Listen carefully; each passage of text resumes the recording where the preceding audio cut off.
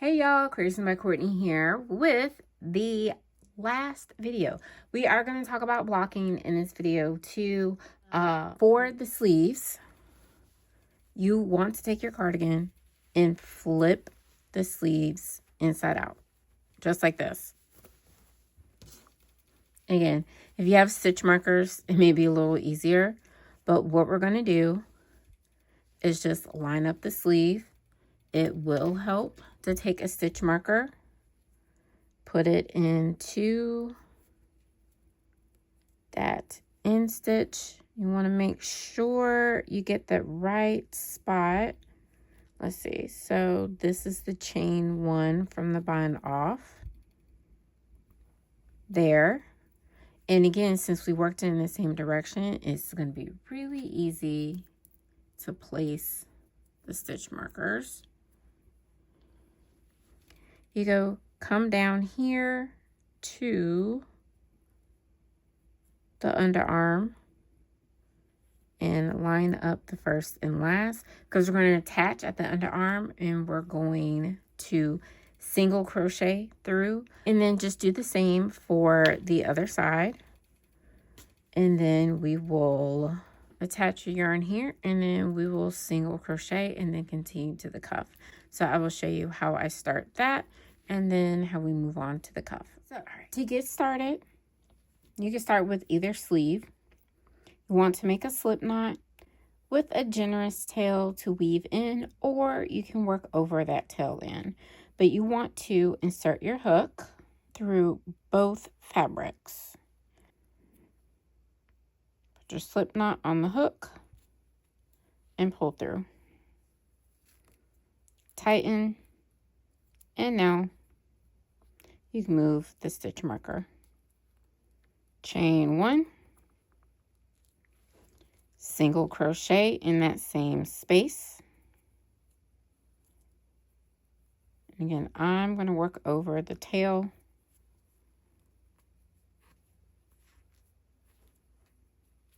And then you just make sure you work through each stitch through both layers.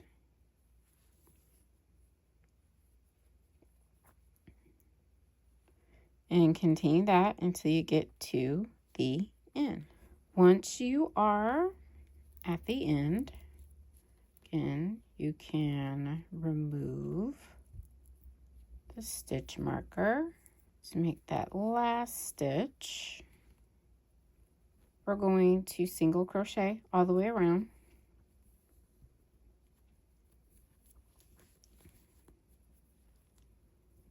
In every stitch. This is the start of the cuff. I told y'all I don't like seams. So I really thought about how this could be made with minimal seams. And I think 2 seams in the entire cardigan isn't too bad. Continue to single crochet in each stitch around. When you get back here, slip stitch, and then the next round we will make decreases. Once you finish your last one, just slip stitch to join. And yes, we're working around that way. When you flip the sleeve right side out again, you'll see the front of the single crochets. And that's just the way that I'm doing it. If you don't have a preference, then it does not matter which way that you work. But it is important to do this foundation round of single crochet stitches. Chain 1, and now single crochet 2 together all the way around. This is not exact. It doesn't have to be. The whole point is just to make the sleeve tighter before we make the cuff. And again, if you have an extra stitch, you could do a single crochet 3 together, or just make a single crochet in that last stitch. But continue to decrease all the way around. And if you want it to be even tighter, you have the option to make another round of decreases. before beginning the cuff. And as you complete your round, slip stitch to join. And this is a really good time to check the width. If you are not going to add another round, we will now move on to the cuff. Now, the cuff you can lengthen.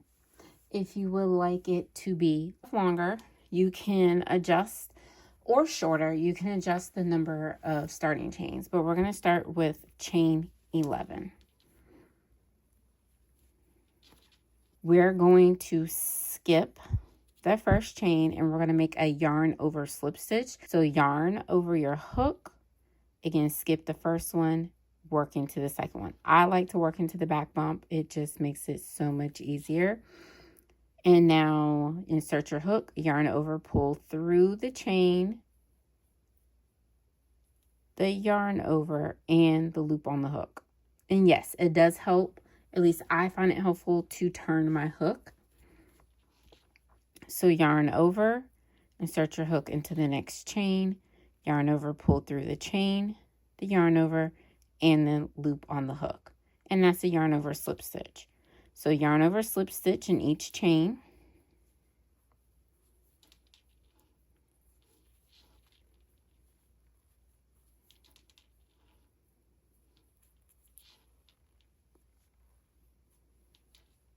And when we get to the end, we are going to attach to the previous round. Don't forget to work into that last chain. And when you get here, make sure you slip stitch in the first stitch, because we want to align each row with each stitch from the previous round. Okay, so this is what the first one looks like. Now we're going to slip stitch into the next stitch, just like so.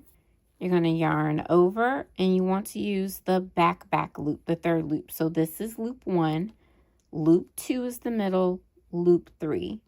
So if you ignore this one, this looks like the top of a stitch that we're accustomed to, so the back loop. But this is considered the back loop, because this is like the front, the middle, back. So use that third loop to make your yarn over slip stitch. And make sure you count so that you don't lose one. And at the end, it does help to go under 2 loops to create a nice, neat edge. And chain 1. Turn your work, or turn and then chain. And then we're going to continue the same pattern down, again working, attaching 1 row per stitch.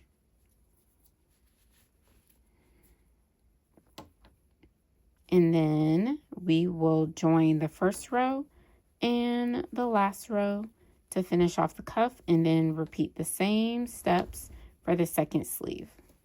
Once you have completed your last row, as you can see, it brings the cuff in quite a bit with a decent amount of stretch. And even if you want this to be stretchier along the top, you can use 1 loop instead of 2. But I think this is going to be great, and it's going to relax when we block. When you get to the last row, I've used my last stitch, so you can choose to work another row for a little more space, or you can decide to slip stitch through both.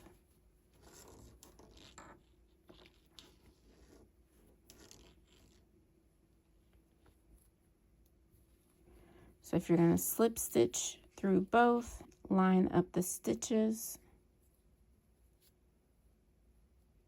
2, 3, 4, 5, 6, and 7. And working through the back loop and the front loop, you can just slip stitch, fasten off, and then go to the second sleeve, make your slip knot, attach in the corner,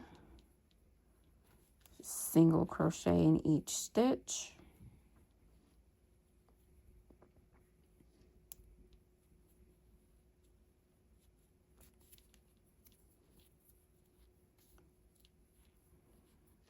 And voila, we are done